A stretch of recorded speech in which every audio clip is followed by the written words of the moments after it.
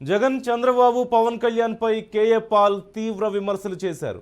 B అంటే బాబు, జే అంటే Jagan, P అంటే పవన్ కళ్యాణ్. కొత్త అర్థం చెప్పారు కేఏ పాల్. మోదీ వ్యాఖ్యలకు చంద్రబాబు చప్పట్లు కొట్టకపోతే తిరిగి జైల్లో పెడతారంటూ అతనికి భయం పట్టుకుందంటూ ఆయన దుయ్యబట్టారు. పవన్ కళ్యాణ్ డబ్బులకు అమ్ముడుపోయారన్నారు.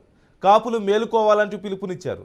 జనసేనాని అమ్ముడుపోయిన తీరుపై సిబిఐ ఎంక్వైరీ వేస్తానంటూ కేఏ పాల్ వెల్లడించారు.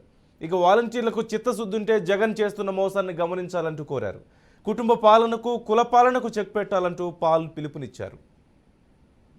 నిన్న మోదీ గారు వచ్చారు, చూసారా? ముఖం చూపించుకోగలిగారా?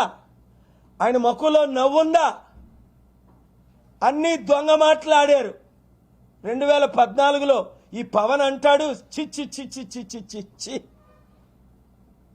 చప్పర్లు కొడుతున్నాడు. దేనికి చప్పర్లు కొడుతున్నాడో తెలియదు.